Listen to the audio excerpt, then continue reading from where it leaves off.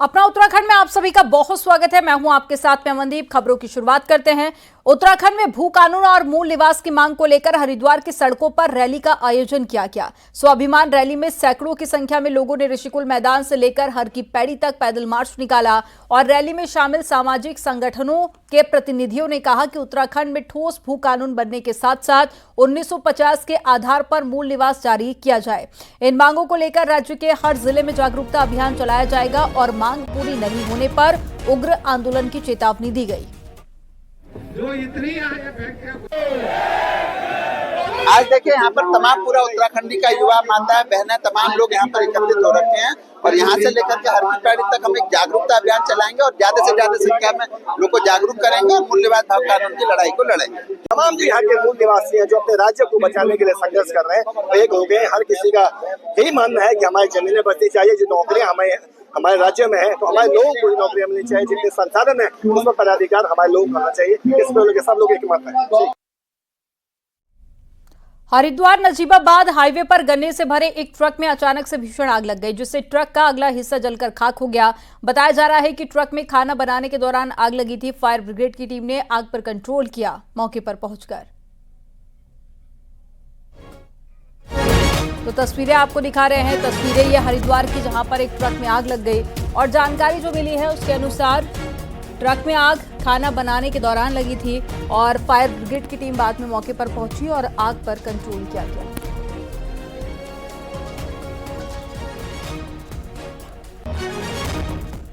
Haridwar SSP के आदेश पर Manglaur police ने आपराधिक किस्म के 4 आरोपियों को एक महीने के लिए जिला बदर कर दिया। इन आरोपियों पर हत्या का प्रयास, धोखाधड़ी, मारपीट सहित कई मामले दर्ज हैं और पुलिस ने ढोल नगाड़ों के साथ में चारों को सीमा पार भेजा। सभी आरोपी हरिद्वार जिले के रहने वाले हैं।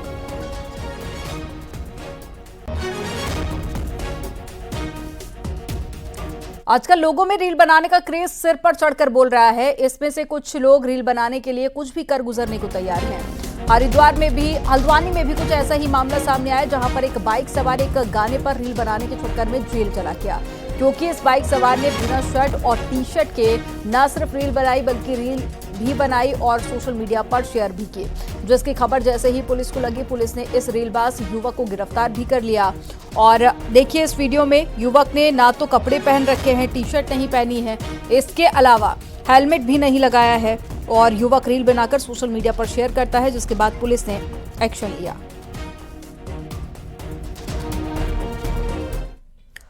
ऋषिकेश के ढालवाला में बिजली के खंभों से लदी ट्रैक्टर ट्रॉली पलट बंद हो गई और दुकान के अंदर जा घुसी। गनीमत ये रही कि रविवार होने से ना तो सड़क पर ज्यादा भीड़ थी और ना ही दुकान के अंदर कोई था। पुलिस ने असावधानी से ट्रैक्टर चलाने पर चालक को गिरफ्तार कर लिया।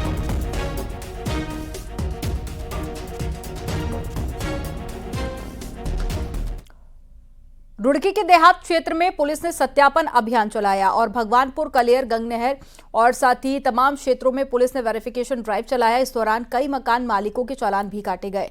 बिना सत्यापन के किराएदार रखने पर ये चालान काटे गए। पुलिस का कहना है कि वेरिफिकेशन ड्राइव लगातार जारी है ताकि बाहरी लोगों का सत्यापन किया जा सके।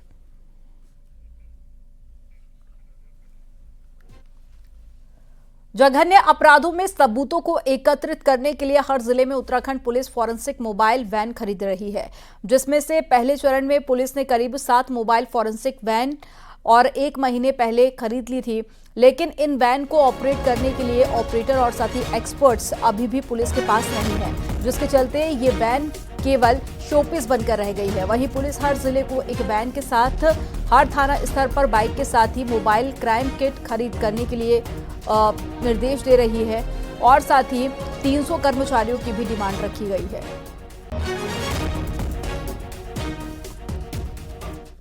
इसके बाद जो है लगातार जो है पुलिस इसमें जो फॉरेंसिक हमारी टीम है, तो हम चाहते हैं कि फॉरेंसिक टीम का हमारा जो दायरा है और बढ़े। तो पहले हमारे पास जो है स्टेट लेवल पे देहरादून में टीम और कुमाऊं में उसकी रीजनल फोर्स थी। इसके अलावा जो है अल्मोड़ा में और श्रीनगर में भी उसकी ब्रांचेस थी। तो अब हम चाह रहे हैं कि उसको जो है हम सर्कल लेवल पे, थाना लेवल पे भी हमारी फोर्स बढ़े। शासन को इस संबंध में प्रस्ताव गया हुआ है। ऋषिकेश की चीला शक्ति नहर में एक शव बहते हुए नजर आने से हड़कंप मच गया। सूचना पर मौके पर पहुंची एसडीआरएफ की टीम तो देखा शव नहर में बह रहा था।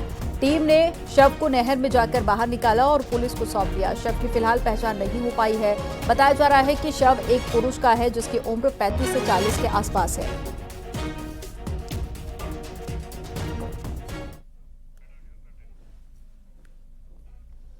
यूनिफॉर्म सिविल कोड यानी कि यूसीसी को लेकर उत्तराखंड तमाम दूसरे राज्यों के लिए नजीर बना है। 9 नवंबर को यूसीसी लागू होने की उम्मीद थी, लेकिन अभी इसके लिए थोड़ा और इंतजार करना होगा। लेकिन धामी सरकार के इस कदम की तारीफ करके प्रधानमंत्री नरेंद्र मोदी ने दूसरी बार सेक्युलर सिविल कोड का मैसेज पूरे देश में दे दिया है। रिपोर्ट में आपको दिखाते हैं।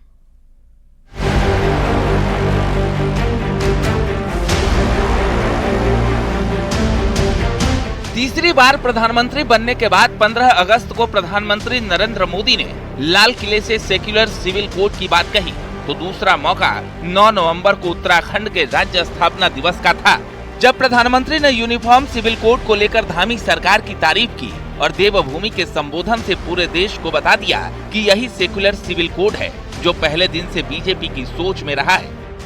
आज उत्तराखंड ऐसे निर्णय ले रहा है, ऐसी नीतियां बना रहा है जो देश के लिए उदाहरण बन रही है। उत्तराखंड ने गहन अध्ययन के बाद यूनिफॉर्म सिविल कोड लागू किया, जिसे मैं सेक्युलर सिविल कोड कहता हूं।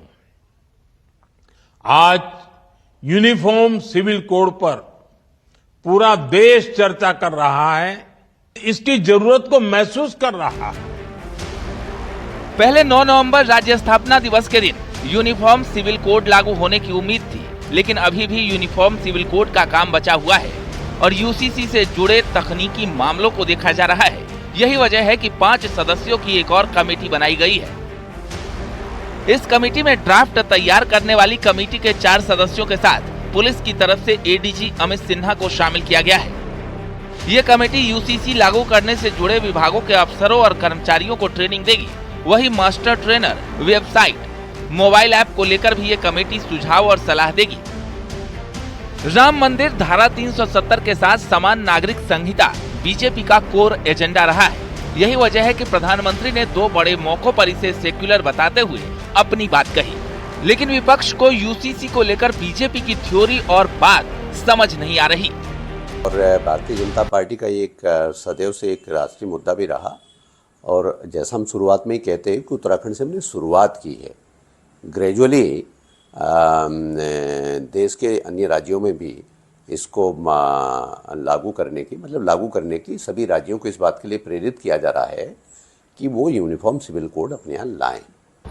लेकिन सबसे बड़ा सवाल ये है कि यूसीसी है कहाँ इनका, कहाँ खो गया और कब लागू करेंगे? केवल अपने राजनीतिक उद्देश्य की पूर्ति करने के लिए, समाज के ध्रुवीकरण करने के लिए, समाज में बंटवारा करने के लिए।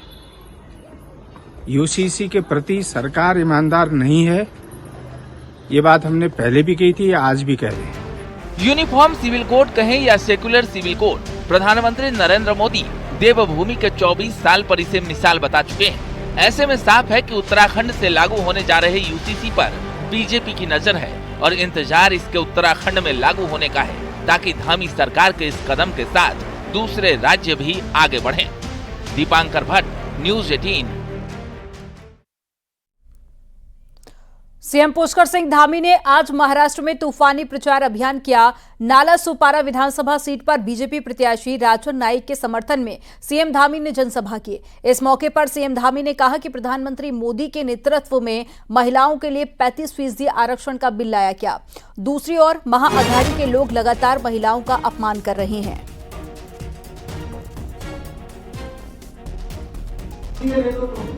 महिलाओं के लिए 33% का आरक्षण देश की संसद में, देश की विधानसभाओं में सुनिश्चित किया गया है। बिल लाकर महिला शक्ति बंधन विधेयक पास करके, वहीं दूसरी तरफ जो अघाड़ी गठबंधन के नेता है, ये लगातार महिलाओं को गालियां दे रहे हैं, महिलाओं का अपमान कर रहे हैं। और हमारे शास्त्रों में कहा गया है, यत्र नार्यस्तु पूजन्ते तत्र रमन्ते देवता, यानी जहां नारियों का सम्मान होता है, वहाँ देवताओं का वास होता है। और ये लोग देखिए किस प्रकार से उपवास उड़ा रहे, इनकी ये जो अभद्र भाषा है, इनकी जो ये महिला विरोधी इनकी जो बात है, जो नीति है, इनकी मानसिकता है, वो दिखाती है कि ये कैसे महिला विरोधी लोगों को, महाराष्ट्र की माताएं बहनें, ये समय आ गया है, इस बार मुंबई के लोग, महाराष्ट्र के लोग ये महिला विरोधी लोगों को सबक सिखाएंगे।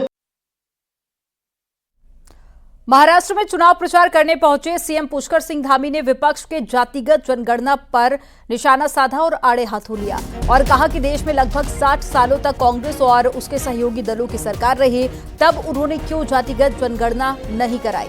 सीएम धामी ने कहा कि ये केवल एक चुनावी घोषणा है और बीजेपी जो संकल्प करती है उसे पूरा करती है। कास्ट सेंसस की बात है, देश के अंदर लगभग 60 वर्षों तक कांग्रेस पार्टी की और उसके गठबंधन के दलों की समर्थित सरकारें रही हैं। उन्होंने जो काम 50-60 सालों में नहीं किया, आज केवल और केवल चुनाव के समय में ये घोषणा करके लोगों को भ्रम में डालने के लिए, केवल वोटों के लिए इस प्रकार की बात कर रहे हैं। और जो भी ये घोषणा कर रहे हैं, इनकी केवल चुनावी घोषणाएं हैं।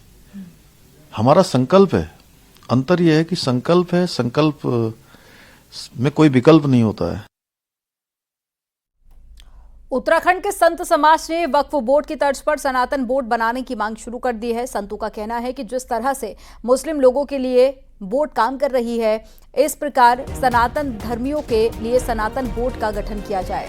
और संतों ने कैबिनेट मंत्री प्रेमचंद्र अग्रवाल से जल्द उत्तराखंड में सनातन बोर्ड के निर्माण के लिए ठोस कदम उठाने की मांग की है, जिससे सनातन धर्म के लिए सरकार भी काम कर सके। वहीं प्रेमचंद्र अग्रवाल ने भी सनातन बोर्ड की मांग का स्वागत किया है। से चला हुआ रहा हमारा सनातन धर्म है, इसके बारे में यदि इस प्रकार का कोई भी बोर्ड बनता है तो स्वाभाविक रूप से सनातन को जहां बल मिलेगा, वहां हम जो सनातन को मानने वाले लोग हैं उनको भी इसके बारे में बहुत कुछ और ज्ञान प्राप्त होगा। तो मैं इसके लिए बहुत अभिनंदन करूंगा, बहुत स्वागत।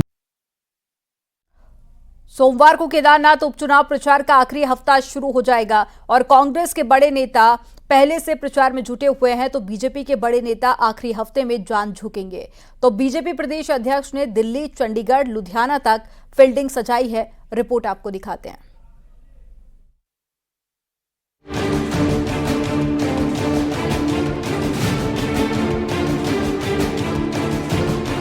केदारनाथ का उपचुनाव सिर्फ कहने को उपचुनाव है, वरना सच ये है कि सत्ताधारी बीजेपी हो या विपक्ष में बैठी कांग्रेस, दोनों के लिए ये सीट नाक का सवाल है। एक एक वोट को साधने के लिए कांग्रेस के 4 बड़े नेता जहां अलग अलग प्रचार कर रहे हैं, तो गढ़वाल से लोकसभा में कांग्रेस उम्मीदवार गणेश गोदियाल बद्रीनाथ के बाद यहां दमखम से जुटे हैं।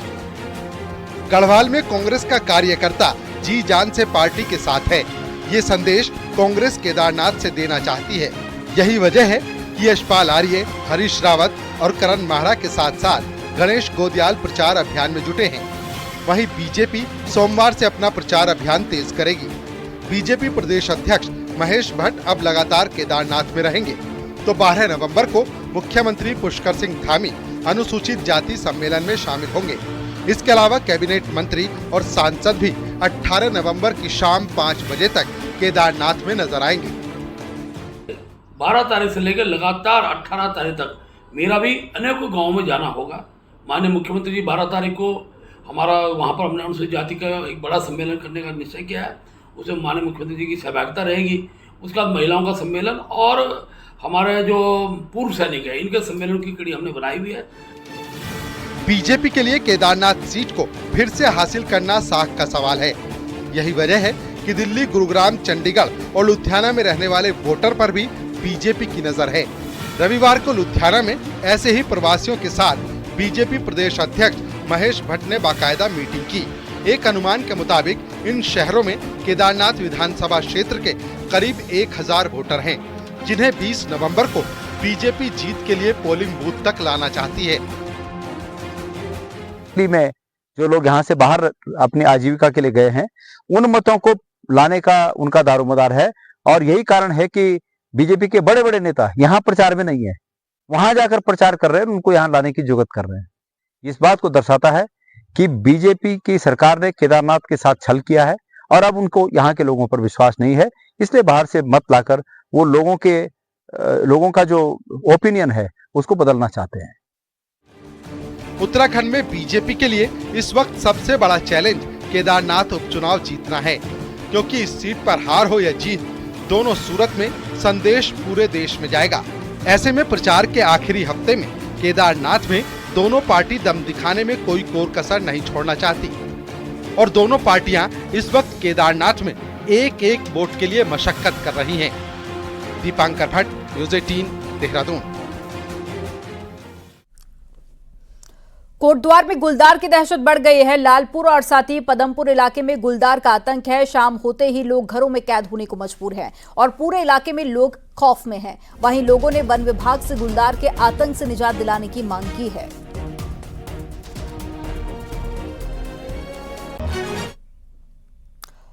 जोशीमठ में भालू की दहशत इतनी ज्यादा बढ़ गई है कि दिन में ही भालू इधर से उधर भागता हुआ दिखाई दिया। जोशीमठ के सुनील वार्ड के लोग मोहल्ले में शादी समारोह की तैयारी कर रहे थे और इसी बीच भालू भी शादी समारोह वाले घर के पास में भागता हुआ दिखाई दिया, जिससे लोगों में दहशत मच गई।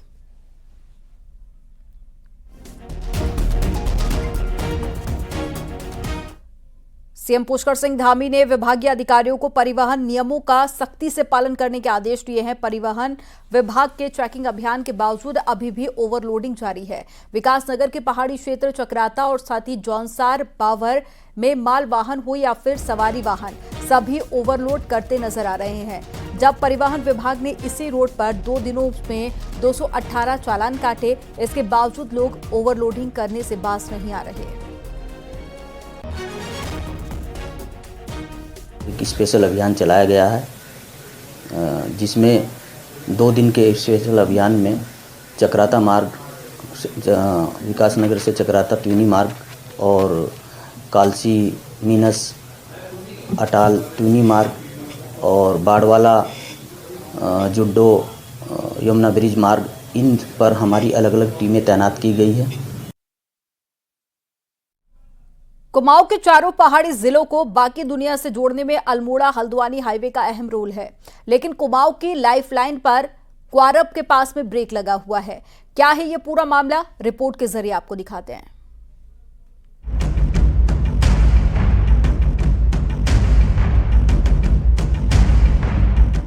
हल्द्वानी अल्मोड़ा हाईवे पर क्वारब के पास दरख्ती पहाड़ियां मुसीबत बन गई हैं।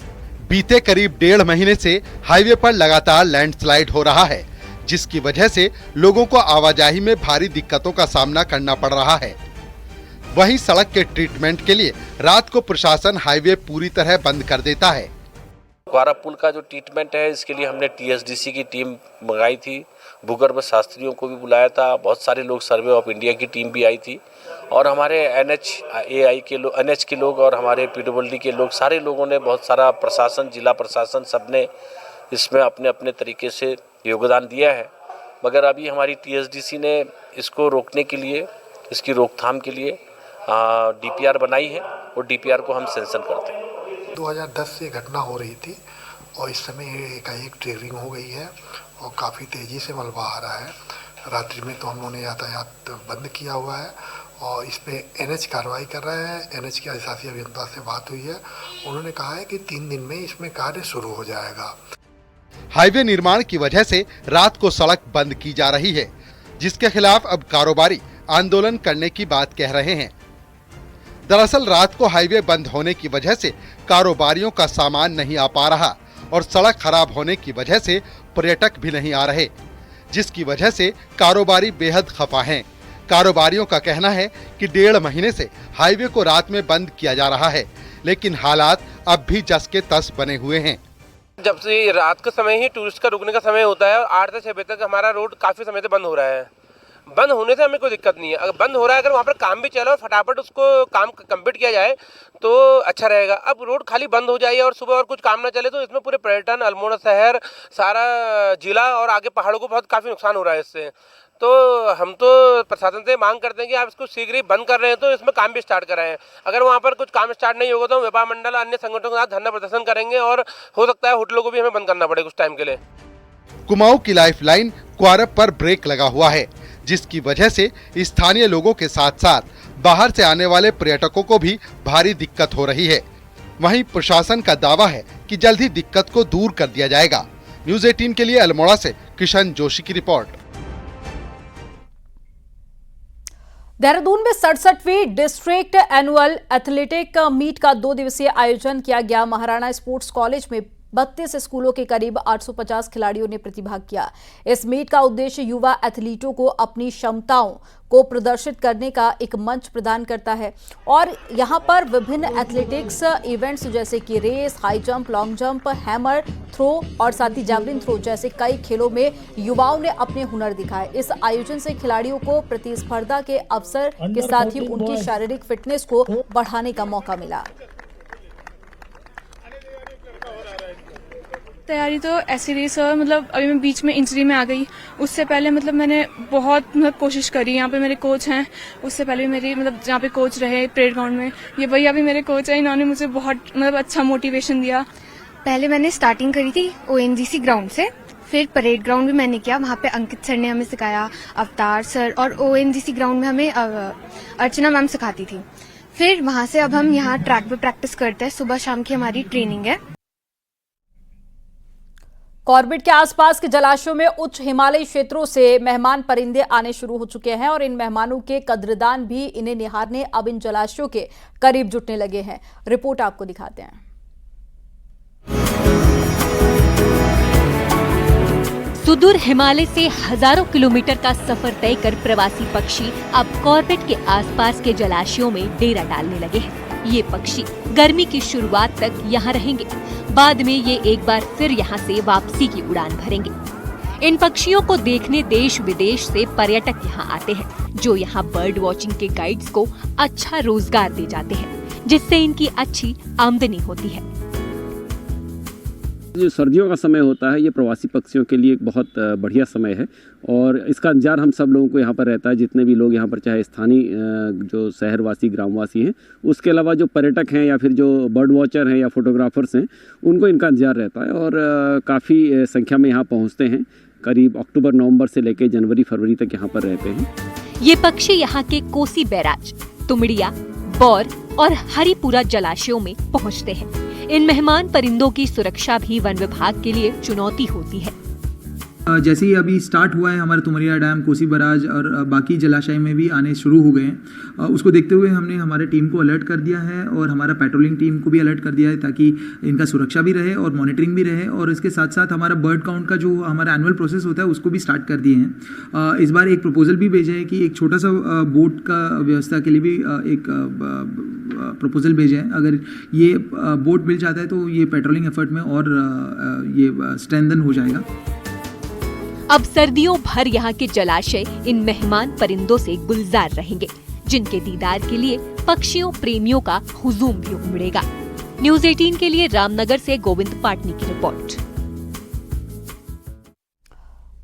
विकासनगर के आसन बैराज पर विदेशी पक्षियों के दीदार के लिए पर्यटक पहुंच रहे हैं और इन दिनों आसन बैराज की झील पर हजारों की संख्या में कई देशों से आए विदेशी पक्षी प्रवास के लिए पहुंच रहे हैं, जिससे यह झील आजकल पर्यटकों से गुलजार है। तो वहीं पर्यावरण प्रेमी पर्यावरण और पक्षियों के प्राकृतिक स्थानों के साथ बढ़ते इंसानी दखल पर चिंता भी जाहिर कर रहे हैं।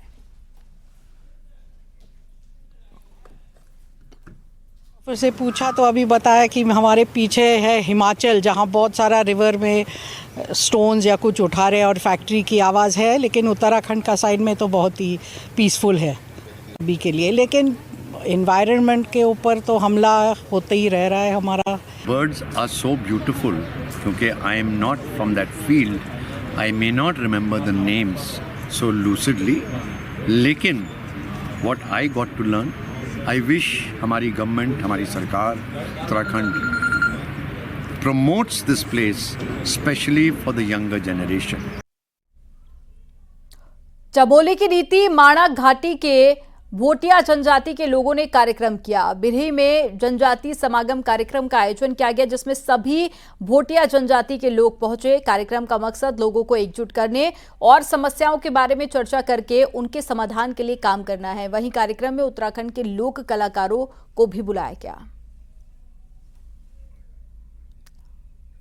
इसका एक लक्ष्य और है कि जनजातीय समुदाय में जितनी समस्याएं हैं उन समस्याओं पर चर्चा के साथ साथ ये केवल सांस्कृतिक कार्यक्रम नहीं है। सांस्कृतिक कार्यक्रम के साथ साथ जो चर्चा होनी है और उसके बाद उससे क्या बिंदु निकल करके आएंगे उसका रोड मैप तैयार होना है। जो जनजाति के गांव है ऊपर जो 6 महीने हमारे ग्रीष्म काल में घाटी में चले जाते हैं और 6 महीने जब हम नीचे शीतकाल में अपने प्रवासों पे आते हैं तो वहाँ पे उन्हें बहुत दिक्कतों का सामना करना पड़ता है। तो उस दिक्कतों को जूझते हुए आज सब लोग एकत्रित हुए हैं।